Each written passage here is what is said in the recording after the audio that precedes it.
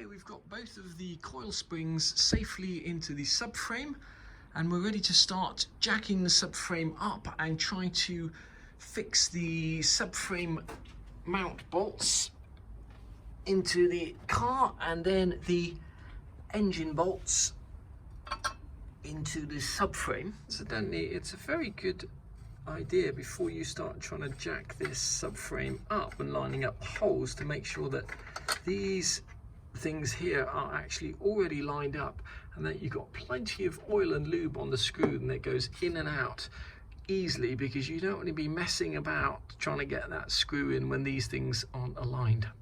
It is extremely difficult to line up the engine mount bolts that go through this bracket attached to the cylinder block and the rubber mount down there. To get the bolt up through all of that, bearing in mind there's a metal plate on there, don't forget to put that on, is very tricky. And if you put the subframe on first and then you try and align those bolts, you'll have an enormous difficulty. You have to loosen off these bolts as much as you can and get a pry bar behind that rubber mount there to try and move it.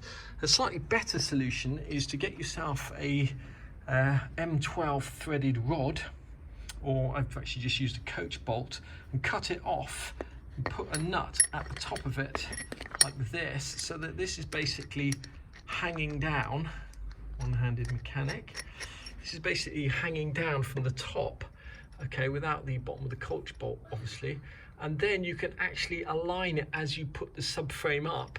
And the reason you want a bit of threaded bar is because you want to be able to take that nut off, and for this to be able to drop down, there's not enough room above that to take a fixed head bolt out. There's only about that much room there above it, same on the other side. So you want a bit of threaded bar with a loose nut on there that's hanging down, so that when you're putting the subframe up, you can line up these holes. It's really important, otherwise you will spend hours and grazed knuckles, etc., trying to get those bolts in. Now, as I say, if we were in a commercial garage, what you would have here is a floor jack, and you would just suspend the subframe on a floor jack and gently pump it up, or you'd have the subframe on a fixed table, you'd have an electric ramp and just gently lower the car down onto the subframe, which would be nice and easy.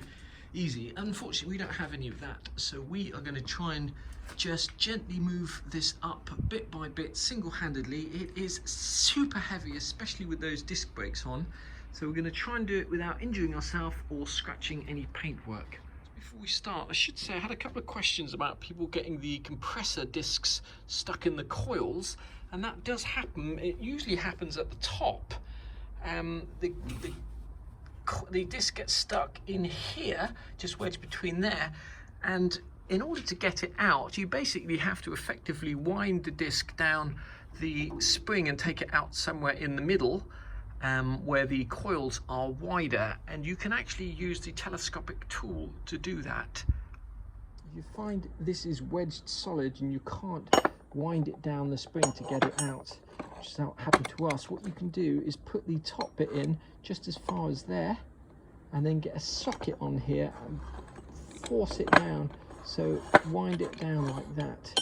So we've wound that all the way in, got a socket on the top, and as soon as it clears that top housing, you'll find it gets loose and you should be able to wind it down the spring and eventually pull it out. Bit by bit, we're edging this up. We're using the jack under the rear cross member here just to jack things up.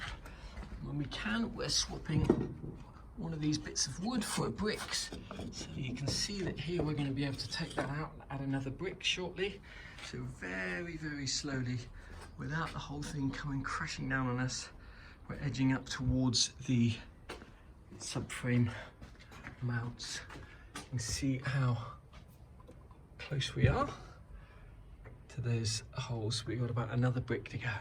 One of the reasons for not tightening these ball joints up just yet is because when you're putting the subframe in, I don't know if you can see this, that ball joint normally sits there, and it needs to be, you need to get this up, raised up first, and the arm needs to go underneath here, which is almost impossible to do if it's still attached. So the best and easiest thing is to take that off and fit it after you've actually fitted the subframe. It's time to take out these bolts here, because the next time we jack this up, the holes should hopefully be aligned. Remember that these things here go in flat side down, and the big side towards you and the small side into the car. It should locate the hole in the back there like that. Very carefully going to jack this up, and we should see that's pretty close now. So what I'm going to do is I'm going to take off the rubber washer, the big metal washer, just temporarily, and just see if I can start to align this. Okay, we've got one of the subframe mount bolts in, and hopefully that's going to allow us to get the other front bolt in and align the whole thing. It is really fiddly getting these bolts in even when you've aligned the holes, and one of the reasons is because most sockets like this are quite deep, and when you're upside down, what happens is this bolt falls into the socket and you wonder why this never catches on the nut at the top. And to get around that, what you need to do is you need to pad out the bottom of your socket with something to stop the bolt falling all the way down. So now when you try and tighten that up with the socket, you'll have a lot more of this actually showing. Bolts in, these subframe bolts torque to 45 Newton meters. The two engine mount bolts, the Allen head bolts, torque to 35 Newton meters. Just a word of advice: if you've had your calipers hanging up on this side, you've put the subframe back on and you just had it painted or powder coated or whatever, don't try and squeeze the calipers through that gap there with that hanging down and the upper control on touching that. It won't fit. What you need to do is just get a jack under there and give that about 4 or 5 pumps up, just about a couple of centimeters, and then you should be able to just twist that and get it through without scratching all the paint. There's nothing particularly difficult about getting these knuckles back on. The only thing I would suggest is that you actually disconnect the tie rod arm while you're doing it. It's much easier to get this flat in the angle. One thing I have not done yet is to refurbish this part here, which is the brake hose clip. This part here should have a rubber grommet that goes through that hole there to stop the brake hose wearing on there.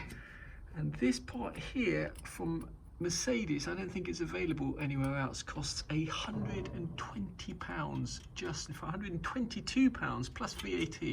The best part of 130, £40 just for that clip there. And unfortunately, the one on the other side is a little bit knackered, but I'm not going to go to the expense of getting new clips for these. What I'll do when I bleed the brakes at some stage is just to take this off, strip it down to bare metal and paint it. I'm not going to do that just sway yet. Bar in and all the bushes in. The torque for the nuts here is 25 Newton meters. We've got the shock absorbers in. Once again, torque for the bottom bolts there I believe is 25 Newton meters. The next thing to do is get the exhaust pipe on, and then it's just a matter of putting on the wheels and test driving this car. Okay, we're going to turn the nuts, the bolts on the back of here to line these little grooves on the nut up to where they were before, just to make it easier to align the wheels. So we've taken photographs of where everything was before, and we've put it back roughly to the same position. So now we're going to tighten these nuts up to 120 Newton meters. Okay, we've got the wheels on, the nuts torque to 100 Newton meters. Last thing we need to do is just take the engine hoist off, and then we'll take this car for a little test drive.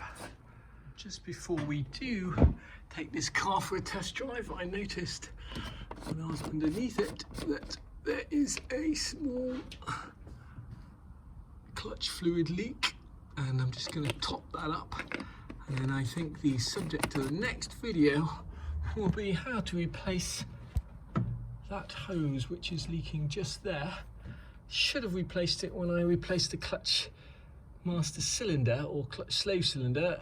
It's easy with hindsight, but if you are replacing the clutch cylinder inside the car, always replace that hose.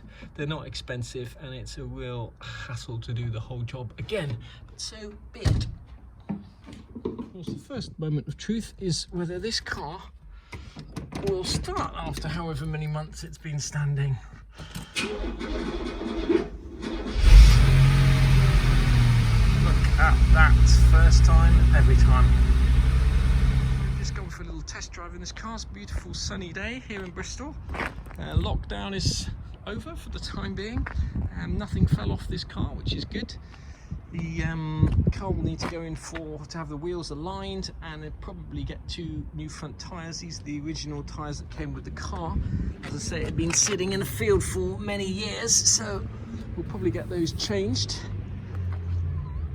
The car obviously looks a lot prettier to look inside. Bit by bit, it's coming together. You can see the benefit of refurbing these parts here. Just when you're looking inside the engine, you're not looking down at all of that rust. And underneath the car, everybody remembers what this car looked like before. It was really super duper rusty, so that looks an awful lot better. At some stage this is just still covered in the dust, etc., from when the car was repainted, so I may look to touch that up at some stage, but to be honest, I'm not that precious about it. The main thing was sorting out the bushings and everything else. So all new steering bushings, all new subframe bushings. We tidied up the oil pan as well. Haven't touched the rear of the exhaust. You can see, as I say, we're not aiming for a show car here. We're aiming for a daily driver. At some stage we may get a new exhaust for this car, but they are eye-wateringly expensive. So there you have it. Next on this car, we're going to sort out a small clutch leak. Possibly take a look at the engine. This car runs really well at the moment, and I think probably the most thing it needs is just to be run. And then we'll probably do a snagging list on this car, and that'll be pretty much it done, unless of course we decide to do the rear end suspension as well.